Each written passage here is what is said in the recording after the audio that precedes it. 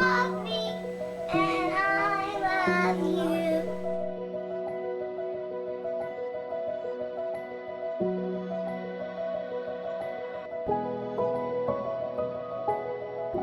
Content warning. The stories and themes shared throughout this podcast may contain themes that can be distressing for you.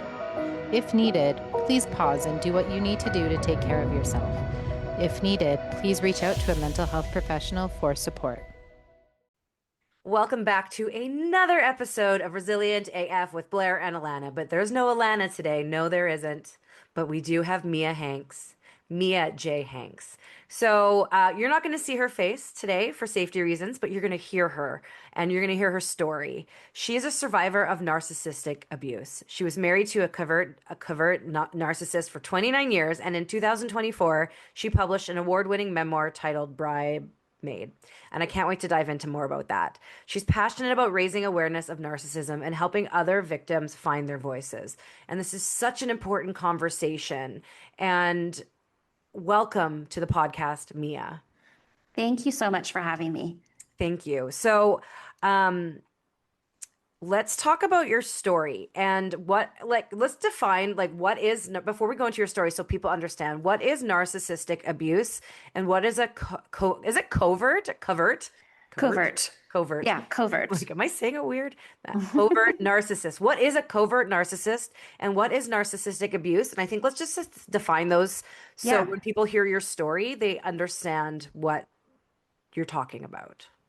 Yeah, so most people, I think, know the term narcissism and narcissist, and we tend to want to call people narcissists who are pompous, arrogant, overconfident, showy, flashy. Really, that's not what a narcissist is. It is a narcissistic personality disorder is a diagnosable personality disorder. There are 9 traits. I don't know all of them off the top of my head, but for the most part, these people they tend to think that other people are jealous of them. They tend to have little to no empathy. They cannot self-reflect. The world revolves around them basically, but it's not necessarily in this pompous, type of state that we might see in the media or think. With a covert narcissist, they present completely the opposite. So with my ex-husband, in his case, out in public to the outside world, he was generous and kind and compassionate, all around great guy, husband of the year, father of the year. Behind closed doors, not at all. It was everything revolves around him and his feelings. He cannot put himself in other people's shoes. These people tend to be extremely controlling. They have to control the narrative. They have to protect their ego at all cost. And so, you can really slip into a pattern with these people if you're in a relationship, in a marriage, where it becomes an abusive relationship, and you end up giving up yourself for this other person, just as a means to get through the day and to get to the next day. In my case, it was never there was no physical abuse toward me. I think eventually there probably could have been, but the psychological abuse was extremely detrimental in my case. Wow. Okay. So thank you for sharing that. So you were with your ex-husband for 29 years. Yes. How did you guys meet and when did you start questioning or realizing that he was a narcissist? We were young. I was only 19 years old when I met him. He was 2 years older, and we married when I was 21. So, I was a baby. And I had really come from a sheltered background. I had never encountered a narcissist, certainly never heard the term narcissistic abuse, Red flags that I saw early on, definitely that lack of empathy, and I always use the example. I can remember early in the marriage being sick with the flu or something. I can't remember exactly. And rather than him being, caring and compassionate and, hey, how can I help you? You're not feeling well. His response would be each time that anything like that happened would be to be angry with me. He was mad at me because I was sick. And, it was because it was an inconvenience to him. Anything that was an inconvenience to him was just not acceptable. So, I noticed that kind of thing early on, and I thought, wow, this is weird. I mean, the things that would trigger him and the things that would make him mad and just the lack of caring. And really in those early days, you want to make the marriage work. I Mm-hmm. wanted to make this work. I didn't get married just to turn around and walk out the door. And so really I just swept it under the rug. I thought, well, it's a personality quirk, Mm-hmm. and maybe later on, maybe things will get better. Maybe if I can make him happier, and maybe when things aren't as stressful, maybe things will get better. And really, that's what I hung on to for the better part of 29 years. If I just wait a little bit longer, everything's going to work out. And of course, it didn't. So that's really interesting. So you saw signs earlier on and you're just like, hey, it's a red flag, but like we just got married. How many, I guess, like, when did you learn about what a narcissist was? Like, how did you learn about it? Like, do you remember that moment of like, you're like, oh, and you started to put the pieces of the puzzle together? Like, can you, like, how far into your marriage was that or how long ago? And walk us through that kind of epiphany. Yeah, the problem was it was so late in my marriage. Had I heard about this stuff and knew this was an actual thing early in my marriage, I would have gotten out. But I just didn't know. And I thought I was the only one. And really, what narcissists do is they gaslight you, and they make you think everything is your fault. So I thought all of our problems in our marriage were my fault, and I really believed it. And so that kind of kept me hanging in there because I thought, well, it's all me. He's not happy because of something I'm doing. Um, as far as how I came to put the pieces together, there were several things that happened there toward the end. I think one of which was we were in marriage counseling. Now, this was his idea to do this. I didn't know at the time, but narcissists love to go to therapy. Mm. They see it as a way to manipulate and to get what they want. So we basically went to therapy, probably about 10 sessions. Every session, an hour long, we would sit in the therapist's office and he would do all the talking. All he did was talk about, here are the things she needs to change. Of course, nothing, he's perfect. Yeah. No, nothing needs to change on his part.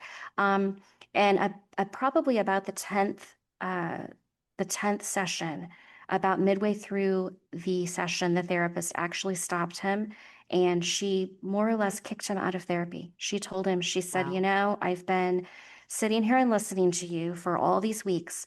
And she said, I just have come to the conclusion that I can't help you anymore. And she asked him, she said, I wish you guys the best, but she said, I don't see any way to fix this. And she looked at him and said, you are not able to see things from other people's perspectives, and therefore there is nothing I can do that's going to help you. And I So did you thought, know he was wow. a narcissist going into this, or was that when you realized it? That's when I realized it. So then, I really started doing some deep diving, and I happened to be on social media one night, just scrolling. I think I was on Instagram, just scrolling through posts, and I came across a post that really struck me, and it was about true intimacy. And what it said was that true intimacy is not necessarily physical.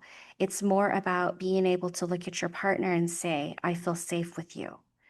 And that just hit me. I thought, oh my, I don't think I've ever felt safe, like ever, Mhm. not even for a second. And I think that quote kind of sent me on a deep dive into the internet and looking at toxic relationships. And it sort of led me to narcissism. And when I found that, it was just all my questions were answered. It was like my whole world made sense. And for the first time, I realized I don't think this is me. I think he's got a problem, and then I spoke with the therapist about it in private.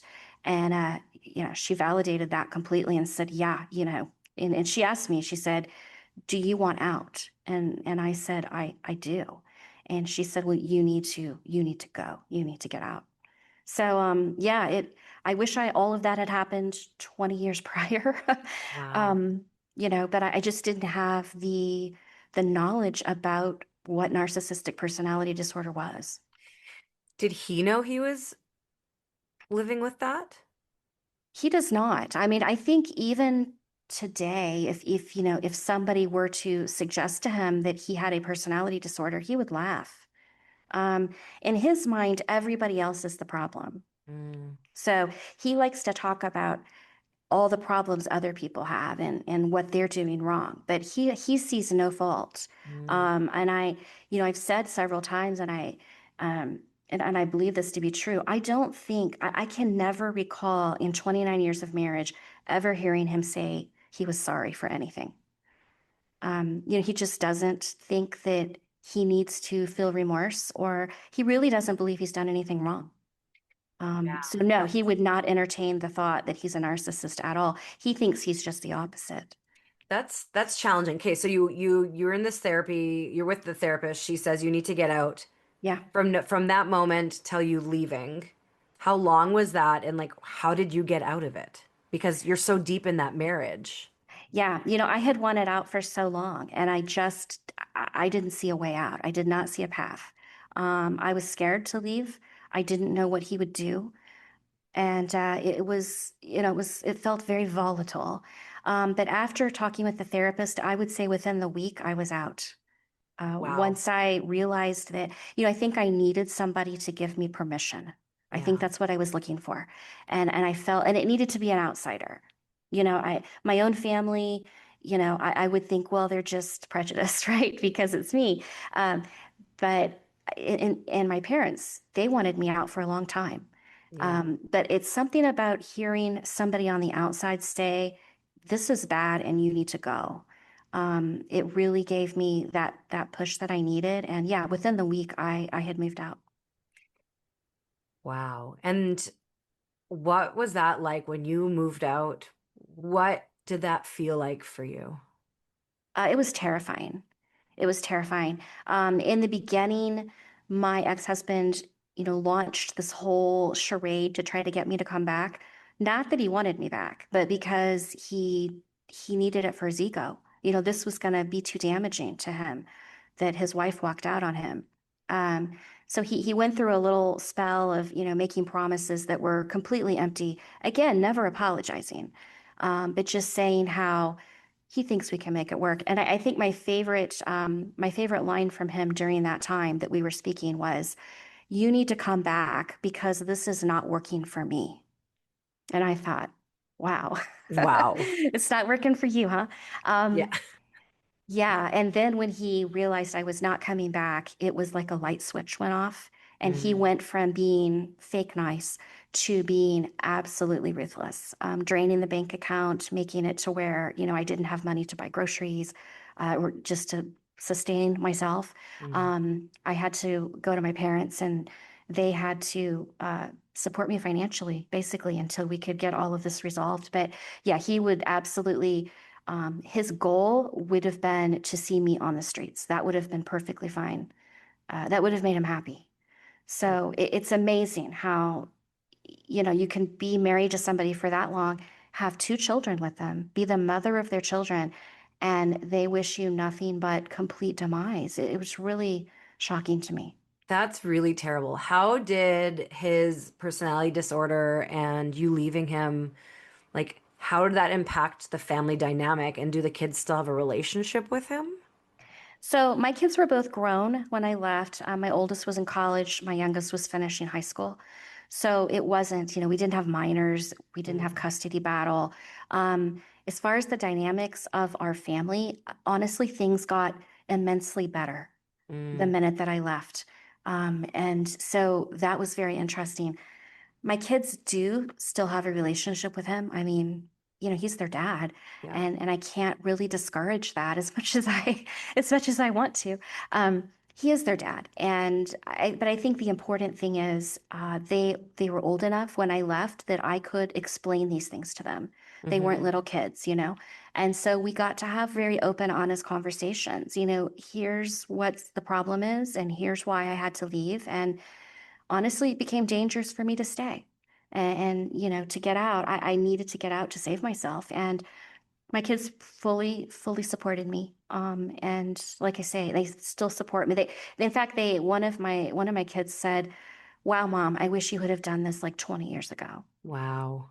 So it really changed a lot, and it changed me so much when I left that I think, it just, people could see I was more relaxed. I was happier. I was getting my joy back. Yeah. I was finding myself again.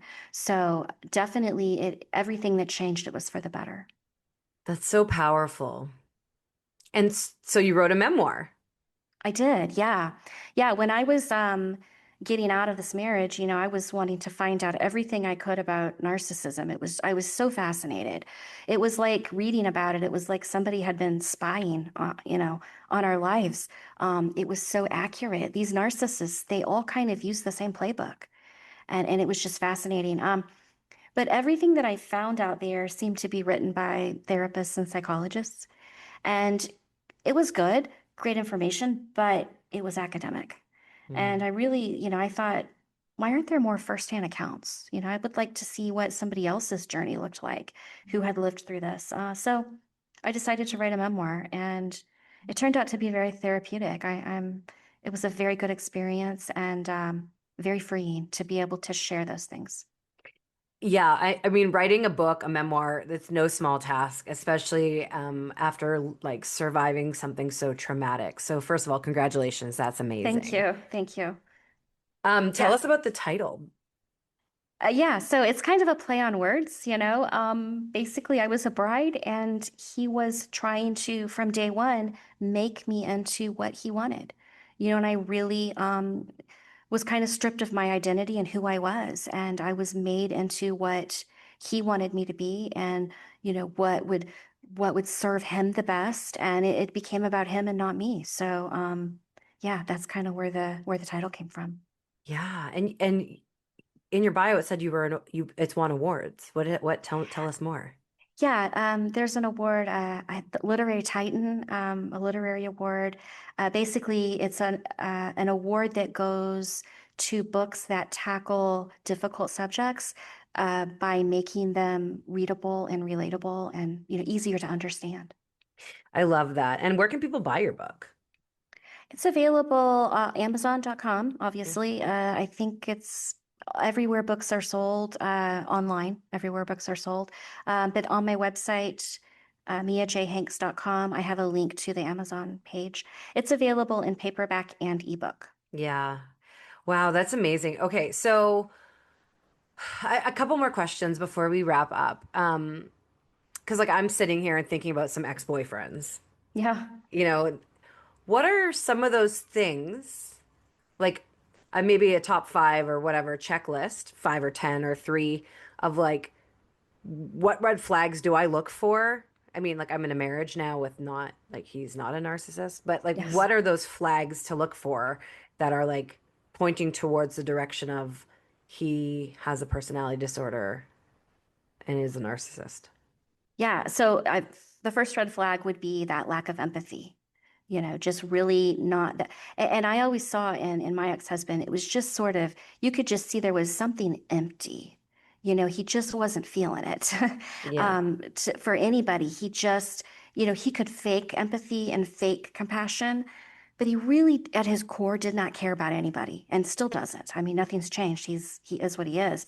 Um, Another thing that I think I wish I would have seen early on or paid attention to is just ask yourself, how does this person make me feel about myself? When I was around him, I was always walking on eggshells, which that is no way to live. No. But I made it my normal. I made it the way that it works. Yeah, if you're walking on eggshells, if you're scared to bring up issues, if you're scared to bring up problems, if I always say that I was kind of thinking 3 steps ahead all the time. I would almost rehearse what I was going to say before I said it Oh, wow. because you don't want to trigger them. It's like, well, how would he respond if I said it this way? I mean, if you're doing stuff like that and if that's how your mind is thinking, that's not okay. And I think I needed somebody early on to tell me that's not okay. It's not okay. Um, And I just generally felt helpless. I felt like I was not capable. I was not smart enough. That's how I felt around him.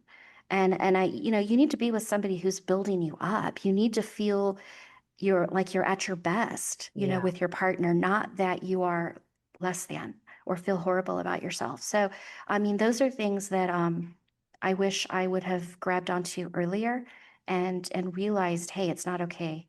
And just the whole control, and he was very possessive of my time. That became a real problem later in the marriage. He expected 24/7 attention. Yeah. Those things are just not, I mean, if it feels like something's wrong, probably because there is. Yeah. I saw something online, a quote that said something about if you find yourself Googling someone's behavior in order to understand it, that's the biggest red flag you need. So, I mean, if you're sitting on the internet, you know, looking this stuff up, there's probably a reason, and it's not okay. Wow. That's very important. I really hope our listeners are letting this land. So people, you gave your website, you can buy your book on Amazon and through your website to Amazon. What advice do you have for someone who's listening to this and they're realizing, oh no, I need to get out of this marriage. I am with a covert narcissist. Leaving a covert narcissist or any narcissist for that matter is scary. You don't know how they're going to react. Even if they've never been physical before, they could certainly turn physical. So, my advice would be, as scary as it seems and as daunting as it seems, uh, you really need to start planning. That's the key word. Planning your way out. Hmm. It is not worth it to live like these people will have you live. Life is so much better on the other side of abuse, Yeah. and really, don't ever think that it's too late. Whether you've been with somebody for 5 years or 3 decades, it's not too late, and you can always find a way out. Yes. So important. Thank you so much for sharing a part of your story and your memoir and this very valuable information with us today, Mia. Thank you so much for letting me come on. Of course. And thank you to everyone who tuned in to another episode of Resilient AF. Just remember, it's okay to not be okay. You can leave your relationship. It's important that you do. And if you need that support, you have Bridemaid, the book. You have our community. Let us be that lighthouse in the storm. And just remember, you are Resilient AF. That's a wrap for another episode of Resilient AF with Blair and Alana. And thank you for listening. Are you feeling inspired to bounce forward? Let's connect at theglobalresilienceproject.com, where you can read many stories of resilience, buy our books, shop our clothing line, learn more about how to strengthen your resilience muscle, be empowered, and more. Remember, friends, you are Resilient AF.